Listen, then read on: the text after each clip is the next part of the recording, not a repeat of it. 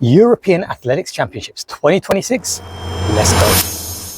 What's good, world? Andre Fernandez here. The European Athletics Championships is about to begin. Now, if you thought the Commonwealth Games just gone was a great watch, wait until you see what we've got in store for you at the Euros. This video will tell you everything you need to know, the runners, the riders, the winners, the likely losers, but most of all, the main points to watch. Stay tuned. Birmingham and Great Britain host this competition for the first time. Can you imagine? With all the legacy that Britain has in this competition, it's amazing that it's taken this long to get the competition on these shores. Now, hot after the Commonwealth Games, we had an exciting, we'll call it an exciting championships, but we come now to the Europeans and the level has risen tenfold. Let me tell you that. So as always, I focus on the British team and interest in and around Great Britain. So Britain are the most successful nation in European athletics history. We're talking 120 plus gold medals, 330 plus medals altogether. Those names include the likes of Daley Thompson, Roger Black, Linford Christie, Sally Gunnell, of course, Denise Lewis. But who can forget the golden year for Ewan Thomas in 1998? That historic performance, unforgettable really, isn't it? Let's see how this year's British team performs. Biggest name on the team list so far has got to go down as Matt Hudson-Smith. He is the hometown boy, literally born and raised at the Alexander Stadium. He goes up against quite a lot of competition in his event, which is the men's 400. However, he does go in as a smoking hot favourite. But in true Matt Hudson-Smith style, there will be some competition that pushes him a lot closer than we all hope and anticipate. So as mentioned, Matt will not have this event his own way. Charlie Dobson, his fellow Brit, comes in with a season's best of 44.69. Doesn't sound close, but I tell you now, Charlie Dobson is a danger with a personal best of 44.1. He is in shape. He is looking to lower that, of course. We've also got France's Samuel Vessart, who comes in with a season's best and personal best of 44.2. Let's not discount Edoardo Scotti from Italy, who comes in with a 44.45 best, as well as Attila Molnar from Hungary with 44.47 to his name. Mohamed Kunta, who's rising through the ranks here, another Frenchman here, 44.66. Unfortunately, Alexander Doom doesn't feature, so those names will push Matt Hudson-Smith all the way to a close finish, mark my words. We are, of course, hoping that Matt makes this an easy canter to victory, taking down Alexander Doom's 44.15 championship best from, when was that, 2022? 2024, sorry. So, Matt, you are at home. You're in shape. Life is good. Please make this easy for us. We move on to the women's side, and the leading British name here has to be Keely Hodgkinson. Now, last year she would have gone in as hot favourite. This year things have rapidly changed. So she goes in as one of two favourites here. And Audrey Vero comes in with the European and world leader, 153.8. She's threatened the world record on 2 occasions. So Keely will have her work cut out for her. Keely has also targeted the women's world record here in this event. So the two of them will be going head to head, not their own way. So Femke Bol, who has moved from the 400, is now a force in this event. She's not even a year into the change, but yet she's clocked a 155. She's looking to go even faster. If you see my London Diamond League preview, you will know that I've tipped Femke to really challenge these girls. And if you see my review, you will know that I've said that Femke Bol is likely to take down Keely and Audrey Vero. If not this year, then definitely next. Definitely an event to watch. France's Anne Bourgoin is one to watch. She's in great form. And if either of the top 3 falter, expect her to clean up one of the medals. So the prediction, at minimum, I reckon the championship record of 155.41 will go. And at best, we are seeing new world record digits here. So I expect this will be the best women's performance of the champs. Or will it? Now, the next event here, I've got to look for to get through is the women's 400. So we're dropping down just one distance, and we could see this one sub 49. We are looking at Henrietta Jaeger, who is in incredible form this year with a 49.1 to her name. She is going to be pushed hard by Amber Anning, who comes in with a 49.36, and Lord's Gloria Manuel, who comes in with a 49.37. So I expect on the best day the medals to go to these three athletes. However, we know life's never going to be that simple. Lika Klaver has a lot to say about this. She comes in with a 49.58, and she's showing serious maturity in this event now. Natalia Bukowiecka, she is the defending champion. She is set to line up in this field according to the Road to Birmingham rankings list. But she's not in the best of shape. She's run 50.02 and she's run a series of 50.1s. Yes, the consistency is there, and it shows that she has the ability to drop quite a big chunk off of her season's best. However, I don't think she's quite in podium shape if she sticks to that 50 low form. Also, hot on her heels, we have the likes of Yemi Mary John, who's another 49 performer here. So yes, she didn't do too well at the Commonwealths, but she is still a 49-second athlete. With better conditions here, I expect her to go a lot faster. Also, Charlotte Henrik, who continues to improve, of course, discounting the Commonwealth Games times. Her performances, though, taking away those times at the Commonwealth Games, are promising. So expect her to also feature if there is any faltering of any of the top lot. We are set for a highly competitive race here. So I can't wait to see who comes out on top. Right, let's look at the best of the rest events now. We're going to stick with the women, the women's 100. Now, the 100s and the 2s haven't been vintage this year. So Britain's Daryl Nita, she tops the European rankings with a 10.94. Geraldine DeVito Frey from Switzerland, forgive me if I've got your new surname wrong. So she's second on the list with 10.96. She's joined by fellow newcomer to the sub-11 club. That's Amy Hunt with 10.97. Dina Asher-Smith qualifies as 11.03. So we've got three strong Brits here in this lineup. Now, could it be a British clean sweep? I doubt it, because listen to these names and times coming up. Eva Swoboda from Poland. She is always a danger in the championships. She's run 11.0 this year.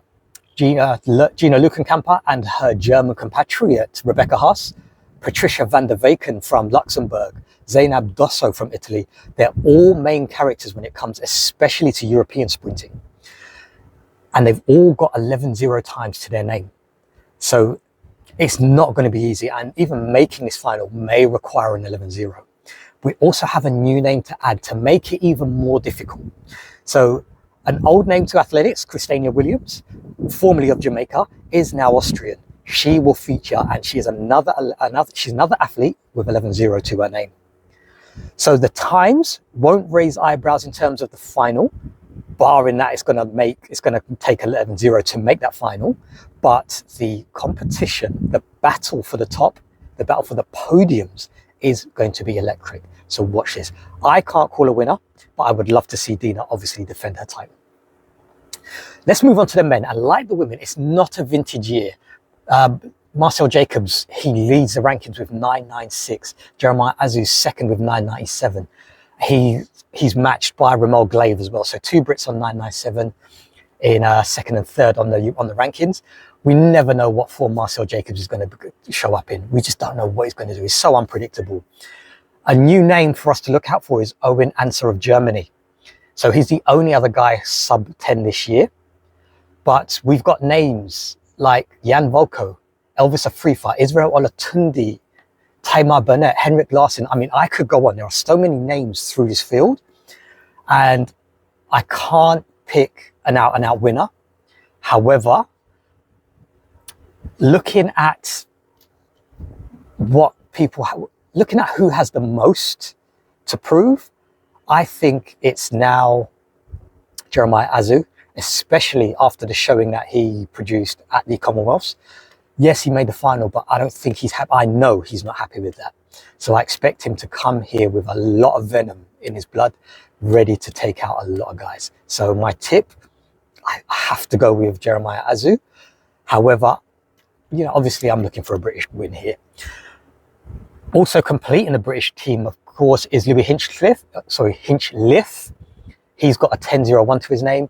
Elliot Jones of Britain also, he can't qualify because he's obviously got 3 Brits ahead of him, but he is in a qualifying place and he would have made the team had there not been as many as 3 faster than him with his 10.04 this year.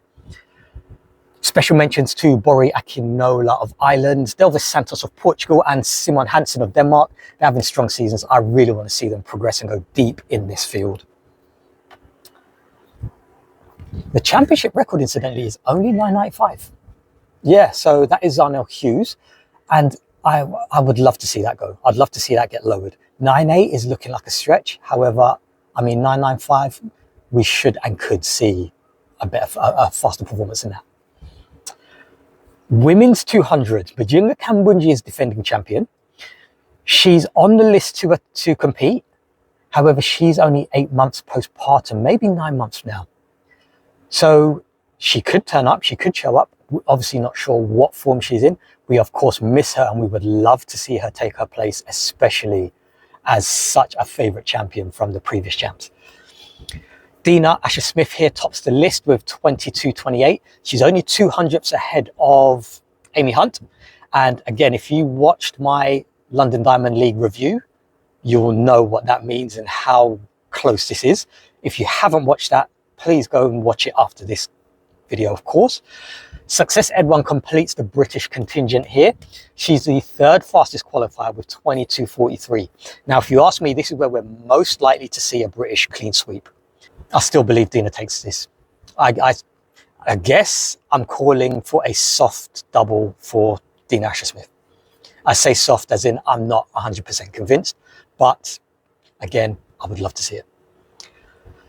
The men's 200, Zarnell Hughes leads the European rankings here. He's the clear fastest of the season. I can't see past him for gold if he comes in with the best time. However, after his Commonwealth Games showing, I don't know what form he's going to turn up in. He may even scratch this, even closer than this to the start time. Gugliel's championship record doesn't get touched here, 19.7. No one's getting close to it. Esiosa De Salu of Italy and Owen Answer are both on 20.1 low. So they may trouble the minor medals, or they might even take out Zarnell if he's not on 20.0 song form. Women's 100-meter hurdles is going to be a cracker. The times, not the best in terms of what we're seeing globally. European-wise, they're quite up there. Nadine Vissa is the clear European lead with 12.41. Pia Skrzowska, again, if I've pronounced your name incorrectly, apologies. Pia Skrzowska has 12.44 to her name. So I think it's between those two at the top. Sasha Alessandrini of France has 12.5 to her name. So does Luka Kovac of Hungary. Brits Marcia Shea, she's on 12.65. Emma Nwofor on 12.86. There's no sign of Serena Samba Mayela this year. And the Ditaji Kambunji looks off the pace with 12.6. But I'm not counting out a Kambunji from any of these champs. So either of those sisters may feature and may come away with a medal despite not being on top form. And I am hoping that we see a great performance from Marcia Shea, who has the potential to squeeze the bronze at least out of this field. Men's 110 is going to be even tighter than the women's 100 hurdles. Sam Bennett goes for GB, and after his Commonwealth medal, I expect him to come away with another. I do smell a Spanish win. Asia Martinez is the top Spaniard here. He comes in with a 13.2. Enrique Llopis comes with a 13.3. I'm not discounting him from the medal, by the way. Just Kwamate, he's the leading qualifier with his 12.99 from last year. I'm expecting him to feature if he is obviously still in form from this year. I would love to see a surprise from Jason Joseph of Switzerland. And he's had the potential to win this title for about the last 3 showings. So it would be nice to see him finally claim a gold in this event. Tadeo Jura, he completes the British lineup alongside Sam Bennett. 400 hurdles, both men and women. There's only one winner in either. We're talking Carsten Warholm. He's going to win with, and I believe he's going to reset his championship record. It's only 46.98, something like that. I expect him to go quicker. He's in exceptional form. He's going to take it. Emma Zapletalava is going to walk the women's. She's on 52.4, I believe, at the moment. She may threaten Femke Bol's championship record, but I don't think she'll need to. I'm expecting second position, silvers, from both Emily Newlam in the women's side and Emil Adjicum in the men's side. There's no one close to him either side. So Carsten's clear gone from Emil, and the rest are nowhere near his heels. So I'm expecting that to be the outcome. There is more competition in the women's field, so Emily will have to work for her place. Lena Nielsen joins Emily in the field. Alistair Chalmers, Jake Minshall and Seamus Derbyshire all go for Britain. And after their Commonwealth Games, I'm expecting them to be in the hunt for what I consider to be the vacant bronze medal. On to the endurances. This is going to be short and sweet because I already know these events are going to be slow, they're going to be tactical, and they're going to be almost run at walking speed for the first couple of laps. You've heard it here first. European finals are European finals are always tactical and slow. For an example, the men's 800 meters, the championship record is only 1:43.8, and that is after the advent of the super shoes and how fast our athletes have been moving over the last 5-6 years. So with 1:42 a regular on the Grand Prix circuit, the championship record is still only 1:43.8, and the sad thing is I don't think that's getting touched. I'm expecting the gold to be won in a 1:44 high. The men's triple jump is going to be insane. I'm preparing for a world record. The championship record is 18:18, and we have Pablo Pichado, who faces Jordan Diaz and Andy Diaz Hernandez. So I'm expecting fireworks from round 1. The women's triple jump, on the other hand, doesn't seem like there's much going on here. 14:50 may even win this. We'll see. Women's long jump, though, it's going to kick off. It's going to be a two-way slugfest between Malaika Mahambo and Larissa Yapicino. Yapicino is on 7:12, Mahambo's on 7:05, both for the season. It's going to be tough. I would love to see the bronze, possibly even any colour medal, go to Jasmine Sawyers, especially after the high she's on from the Commonwealth Games. She's proven she's in competitive spirits. So regardless of the distance, I've got a feeling she will get herself up there in and amongst the silverware. Also in the field for GB, we've got Molly Palmer and Lucy Hadaway. Let's not forget those athletes. Does anyone know what's happened to Caddy Sagnia? So she's jumped 678 this year. She's been jumping consistently for the last few years. We saw her briefly at the World Indoors, but we're seeing less and less of her as the years go by. What's going on? Is there a dispute with her national federation? Is she transitioning out of the sport? Is there injury and fitness issues? I don't know, but I would love to see more of this athlete because I was tipping her to become at least European championships at some point in her career. Men's long jump is going to be even more ferocious. So Miltiadis Tentoglu is likely to win it based on his tradition of just vanquishing all opponents. He's jumped insanely far this year already. He will be pushed hard by Matteo Fulani, and Fulani's from Italy. Bodijar Saraboykov is from Belarus. I'm expecting those two to push him really, really hard. But the medal, honestly, if you ask me, is going back to Greece with Tentoglu. Portugal's Gerson Balde, he's going to be dangerous. He's got an 8:46 this year. So he's also the world indoor champion, which no one called. Be prepared for him to show up. We've got two athletes here for the first time in quite some time here. So Stephen McKenzie and Archie Eo, they go in after their 8 meters shootout at the British Championships. If the competition is really, really, really, really what we've seen in the last few years, one of them could well challenge for medal, but let's be honest, the top 4 and 5 are so far gone, I just don't see it. Men's high jump, interesting name here. The defending champion, Gianmarco Tamberi, he is on the list. Will he show up? We don't know. The enigma always surprises us. Oleh Doroshuk from Ukraine and Jan Stefla, they are clear at the top of the rankings.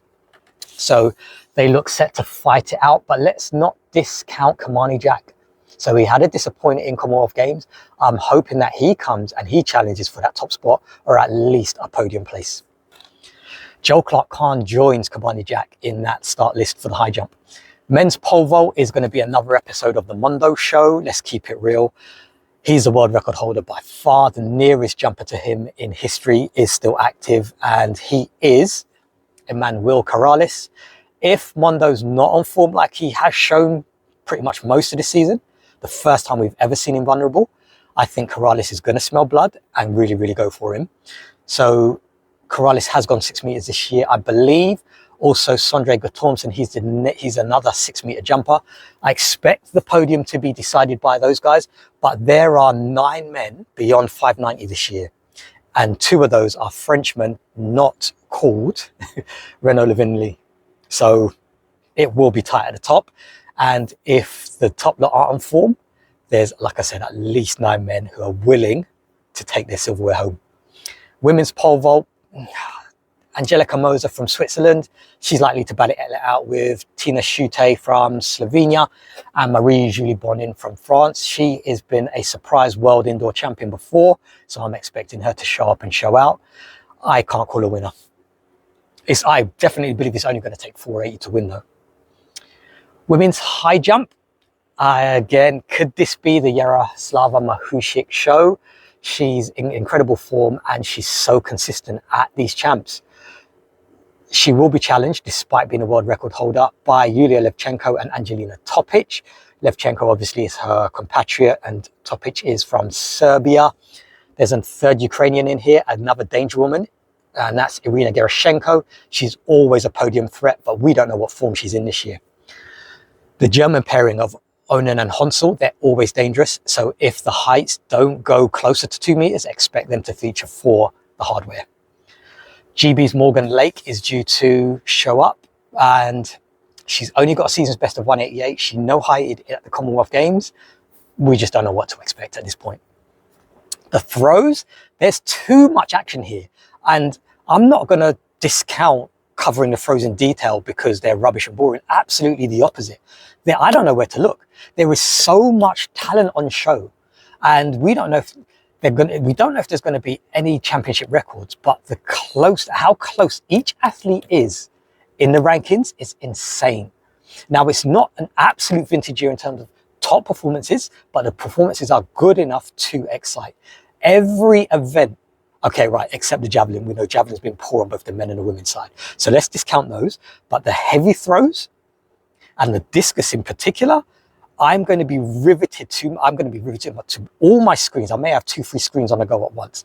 I cannot wait to see every single heavy throw and the discus, javelin not so much, in this championships.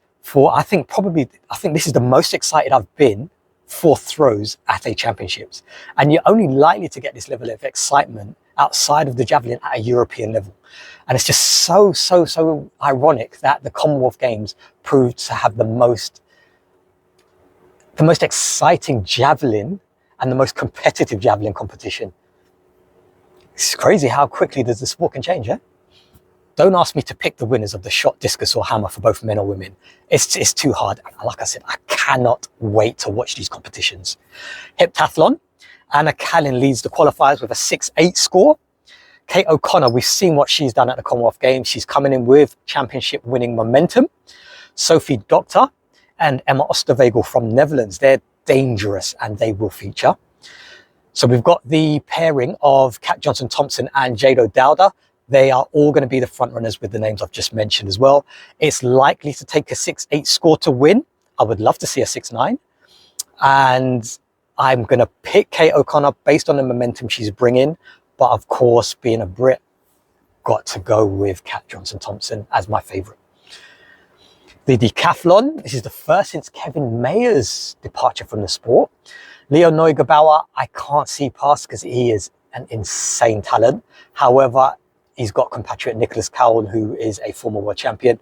We've got Sander Schottheim in here as well, and defending champion Johannes Erm. No sign of Marcus Ruth. Anyone knows what's happened to him? I can't call it, but as if I have to pick one, I'm gonna go with Leo Neugebauer based on his potential. Let's look at the relays just to close out because we've been here quite a while. Now, incidentally, for the women's 4x100 meters, France have not entered the team. I don't think I've ever seen that before. Now, we look at the favourites. I have to go here with GB. If I'm picking the British team, I'm putting Dina on first leg. I'll go Amy down the back straight on second. I'll put Daryl Nita on third and Imani to close. Yeah, controversial, I know, but I think that's where I'm going to go. I would qualify with Crystal, Awura and Success Edwan, of course. So swapping them in the qualifying rounds to put the 4 big guns in for the final. Now, GB should take down East Germany's championship record of 41.68 in their current form. So with all ladies in form now, they should have enough leg speed to take down 41.68. All depends on bat and skills. The women's 4x4 will be the usual spectacle. So we're looking at Netherlands, Poland, GB, Belgium, Spain, Norway. I didn't see much threat coming from France. But like I said, Norway, the new challengers, they will challenge. They have got some strong runners and a very, very, very competitive team. So if they take the gold, don't be surprised. Of course, I'm rooting for the GB ladies. Men's 4x1, GB versus Italy for me. It's got to be. And this is Britain's chance to take down Italy and get that vengeance. You know what I'm talking about. Men, let's go do it. So again, if I'm picking the team for GB men, Azu on first for me. I keep them in an R in. I'm going to put Hinchcliffe on second, Zarnell on third, to Glaive on 4. That is, of course, if all athletes are fit and healthy and running according to their season's bests. The men's 4x4 is surely all about Great Britain. In the form they're in, again, if all athletes are operating according to their season's best, and if Charlie Dobson does step up, which I expect him to, come on now, an incredible, incredible team. Let's look at the options here. So the A team here in the final, I've got, this may change. Every time I write it down, I could change this team here. So I put Dobson on first leg, Sam Reardon on second, Sam Lunt on third, and Matt Hudson-Smith to close. They should take down the current championship record held by GB. So that's Roger Black, John Regis, Chris Akabusi, and another name which escapes me because I think I've only ever seen him on that one team. Yeah, I'm expecting a new championship record. Temperatures are likely to exceed 30 degrees at some point next week. So expect sensational performances. We're talking nighttime temperatures in their 20s. It is going to be on fire, both temperature-wise and performance-wise. I'm going to close out here because there's far too much to go on about. I could go into the business case of Britain hosting this championships, whether it's a good or bad idea for a governing body who is that close to bankruptcy. However, we'll save that for another podcast. I'm going to leave you here. Enjoy the competition, and I look forward to seeing you for a comprehensive review on the other side. Peace.